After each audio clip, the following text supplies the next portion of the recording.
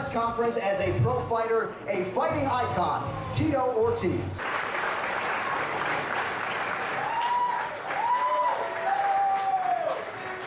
What's up, everyone? Yeah, I think I did the right work in Big Bear. I did what I needed to do. I'm ready to fight. All that's on my mind right now is to win.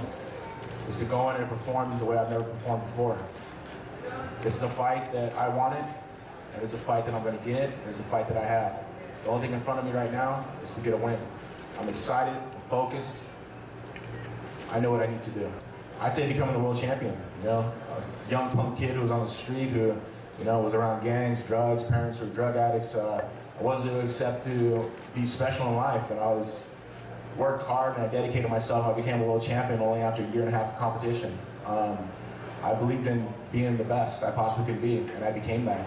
And I think I look back on my career right now, and that's the thing that stands out more than anything, because I was able to accomplish something that I was never supposed to do.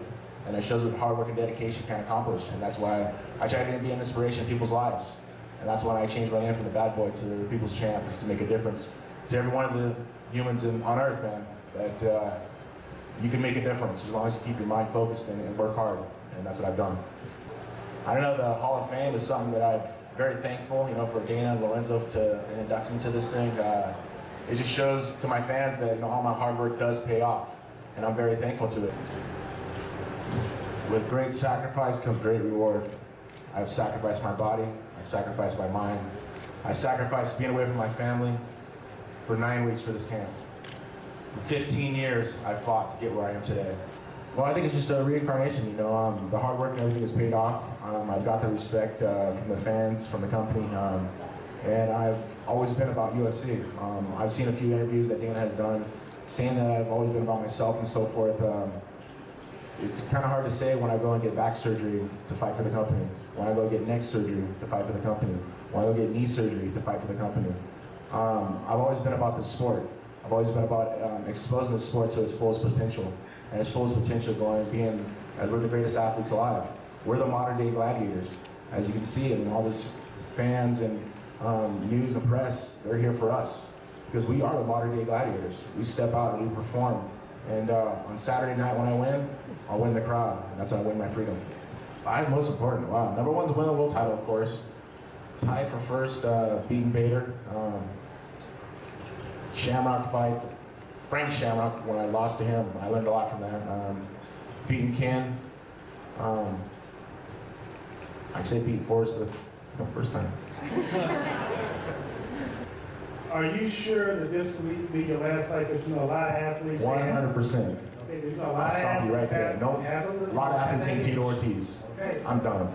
All right, yeah, so I've done what I wanted to do. People don't understand how tough training is. You've been doing it for 15 years. Yeah, the first 8 years is cool. 9 years is okay. 10 years, you're like, all right, this has been a decade. Damn. 14, you're like, all right. 15, you're like, okay, this is not, enough's enough. It's a full-time job.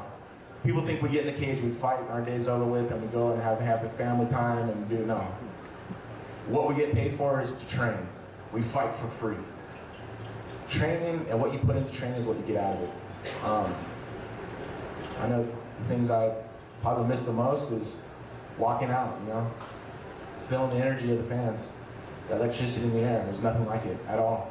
I mean, I've been on tour with some of the biggest rock bands in the world, Limp Bizkit, Korn, and I could sit there and when Jonathan Davis came out with Korn at the Thunderdome in Detroit, when 80,000 people were there, and I was sitting, I mean, this is after I fought Frank Shamrock, I sat on the side of the stage with the Coors Light can, and he came walking out, and the crowd was so loud that the can was vibrating just by the echo of the voices. Have that same feeling when I walk out. There's nothing like it. It was like it was meant to happen. And I think that'll be one of the biggest things I'll miss is my fans in the crowd. I fought every one of my fights. Injured or not injured, I fought them. When a doctor told me I have a chance of being paralyzed, it's not worth $1 million. No possible way. And I got a bad image painted on me on that Ultimate Fighter, but we all know the truth. I mean, I had neck surgery. I came back and I fought Matt Hughes, who I coached, who was a tough-ass wrestler. And I took the fight on 6 months after neck surgery. I had C6, C7 fused in my neck. Athletes don't come back after that. That just shows how much I love the sport and how dedicated I am to my job and to the UFC. How about you, Tito? What do you think of Forrest? Better, worse, or the same? I don't like you. I ain't answering your question, and Danny ain't here to save you, so next question. John, come on. I just want to can I ask you a follow-up? Maybe a better question? Go. John, are you going to stick up? Next question. No follow-ups? I guess if he's not going to answer, we got to move on, my man. That is unfortunate. Good luck to you, Tito. You trying to make me cry, man? What the hell are you doing? Yeah, just kind of explain the question he had. My son had meningitis 3 weeks ago, and as a father, you don't understand how scary that is. I put my whole camp on. I literally got in my car and I told my training guys, I'll be back. They're like, what do you mean be back? I got a big fight. I'm like, I'll be back. I got to take care of my family. I went to Arizona. Me and Jenna flew out there to see my son who had meningitis. Thank God my ex-wife Kristen caught it early enough. I'm very thankful for her for catching it early enough. It was viral. They were able to get rid of it in 3 days. Thank God he has Ortiz blood running through him, and he was able to bounce back super quick. And people don't understand how scary it is to lose a child until you have a child. People say, I love you. You don't know love until you have a kid. There's no love like it. And like I say, I put everything on hold.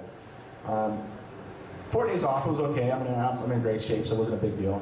But I was just so thankful. I'm thankful for God, for the angels, or whoever was looking over my son and my family. I was destroyed.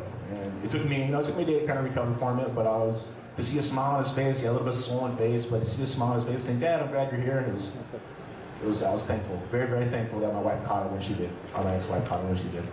I know, I just tried to do my job as well as I possibly can do.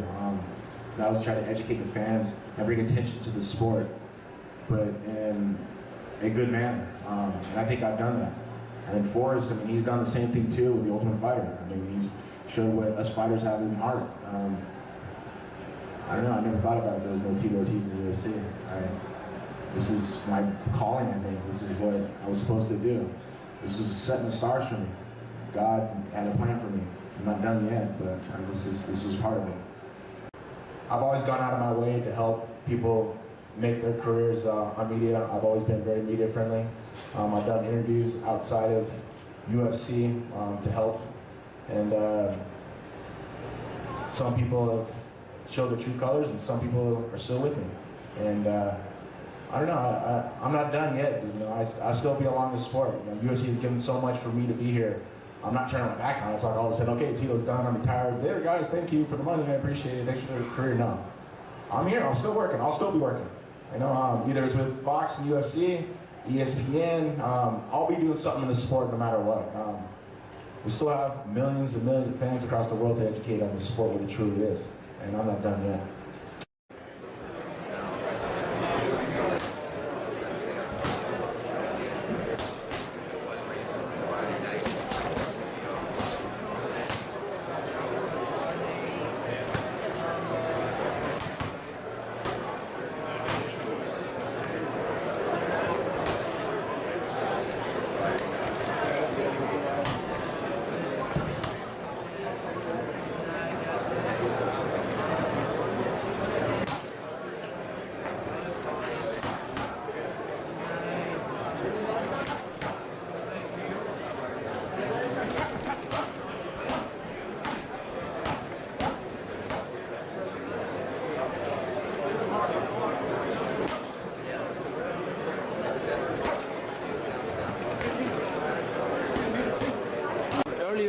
Parts of the UFC had the Pat Militek.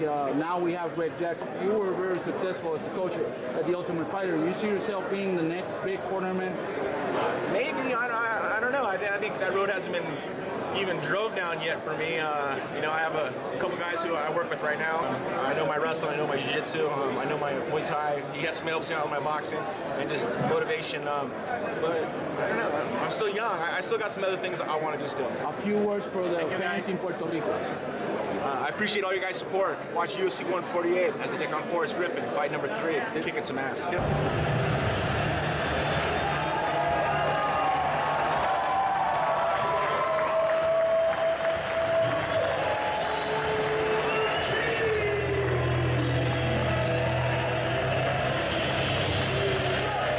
now to make the induction official,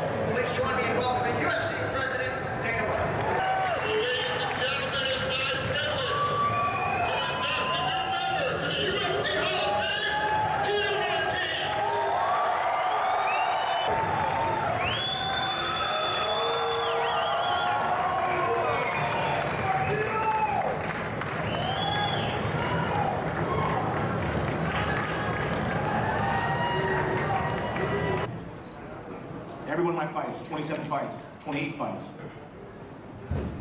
I think I made the fans happy.